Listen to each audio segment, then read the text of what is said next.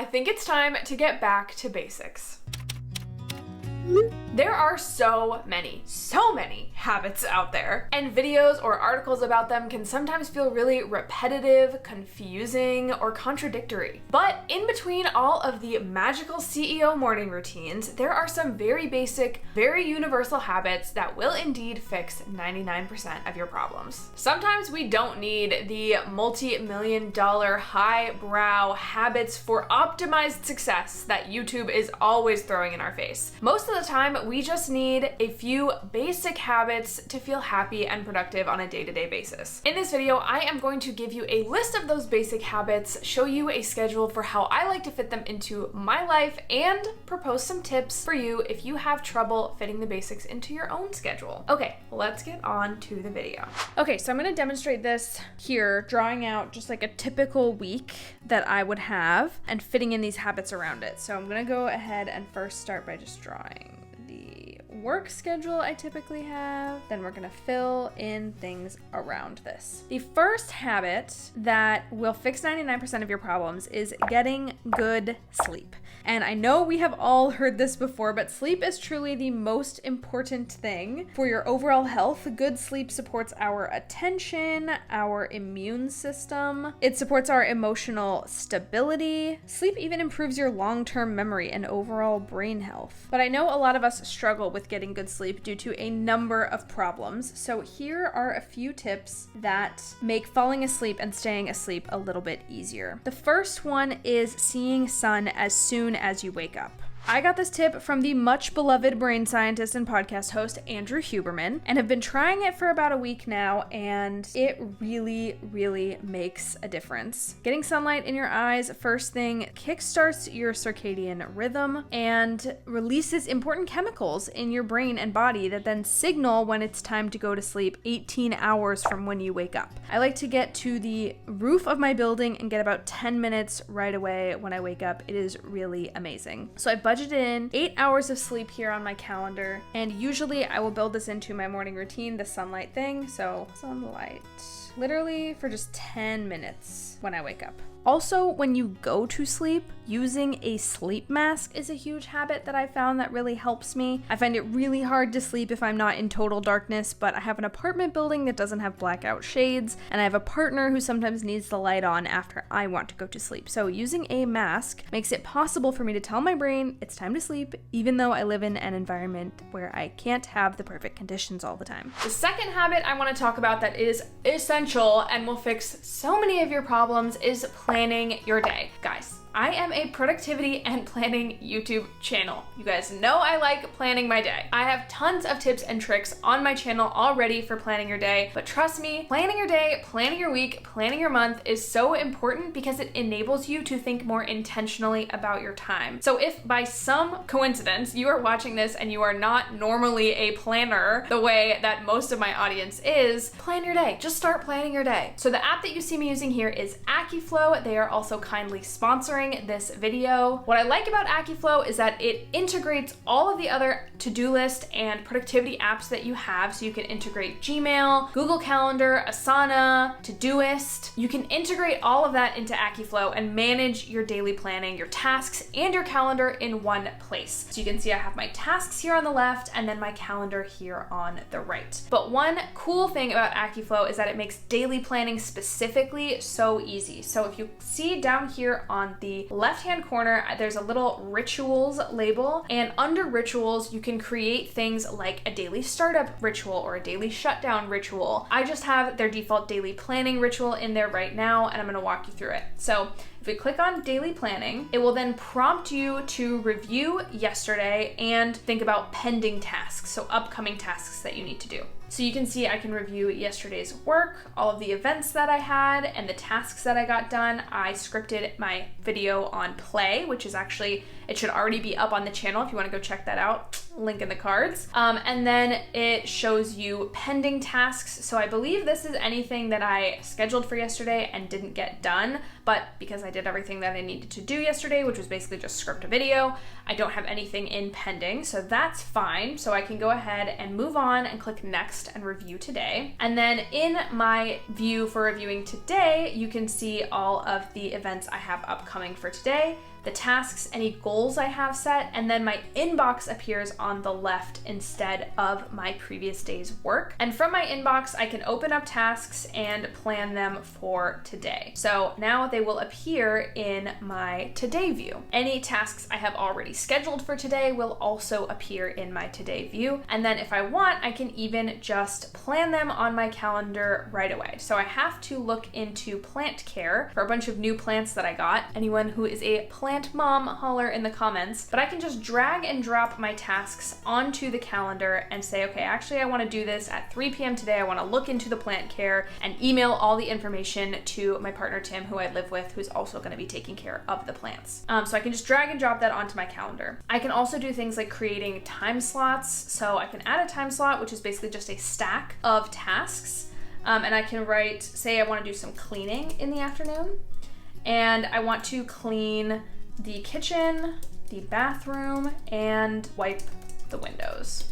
And boom, I have a stack of cleaning tasks that I can just do that is all contained in this 1 hour block. And they appear, you can see right here on my today view as well, bathroom, kitchen, wipe the windows. These can each be treated as individual tasks. They can have their own labels, their own tags, they can be planned at their own time, etc. They're just included in this cleaning block. Say I wanted to push one of these events, make sure it appears on my Google Calendar. I could push it there by clicking this little lock in calendar button and then selecting the appointment calendar that I want it to be on. So say that's a bottleneck item. It now appears on my bottlenecks calendar. And if I open Google Calendar, you can see that it will pop up on the day that I have it scheduled, which is today. There it goes. It pops up on my calendar right there once I exit out of the task and finish scheduling that. So that's cool. My day is set up. I can push done, and then all of that stuff appears in my daily list and on my daily calendar. Let's say I am exploring Google Calendar. I'm just on my calendar, or I'm on a different app and I want to add something really quickly. I can also add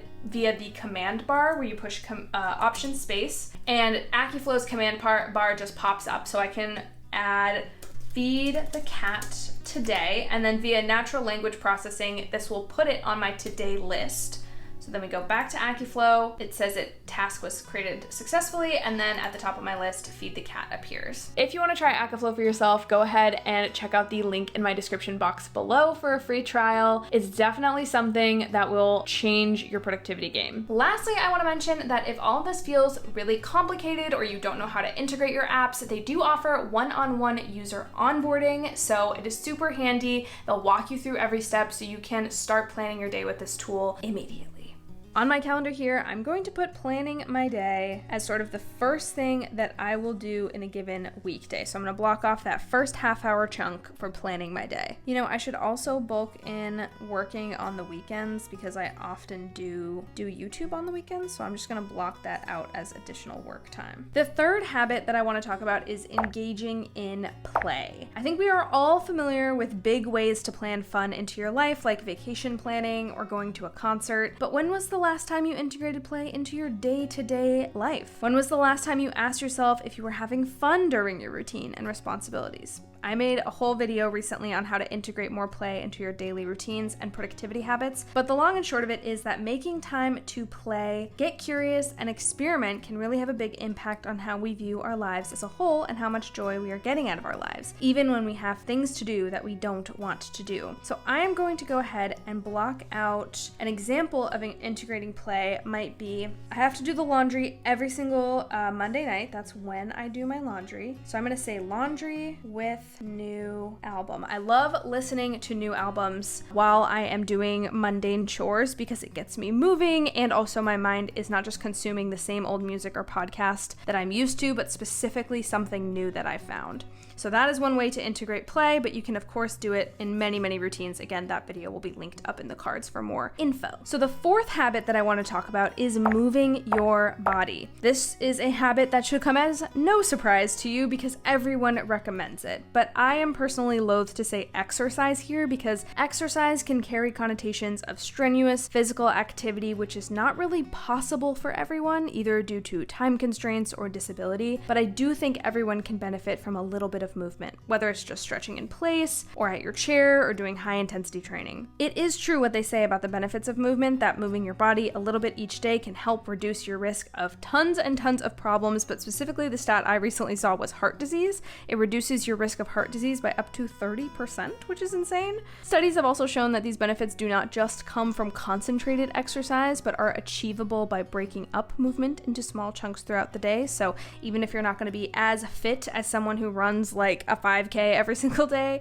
you can still get a lot of benefits from movement by just wiggling here and there. One of my favorite low stress, low impact activities is to go for a walk. And I personally love to go for a walk during or after my lunchtime. So I'm gonna block that out for about an hour around noon, and then on weekends I usually take lunch a little bit later. Not only is walking good for our bodies, but it is good for our mental health and creativity as well. There are actually therapeutic techniques that are engineered to mimic the rapid eye movement that happens naturally while you are on a walk outside and scanning your environment. Because of this, walking helps us process what's been happening to us when we are feeling it. And it boosts our creativity too. So many famous writers such as William Wordsworth, Virginia Woolf, and Henry David Thoreau were known to take daily walks to help them process what they are writing and come back later with fresh eyes. So I recommend a walk, especially in the middle of a really sort of mentally stimulating day, to get those mental health benefits, creativity benefits, and most importantly, physical benefits of just a little bit of movement. Speaking of mental health benefits, the fifth habit I want to mention is journaling. Journaling is one of my favorite things to do, especially when I'm not feeling my best. A daily journaling habit is of course amazing, but you can also build in journaling habits that are a lot less frequent and can still give you the same benefits, such as weekly recaps or journaling after important conversations that you have with friends, family, or partners. I once even heard of a CEO who would carry around a little like pocket notebook with him everywhere he went, and he would do what's called a what worked, what didn't work exercise after every single meeting. And this exercise can be done whether or not it's right after a meeting or right after a difficult conversation with friends or family.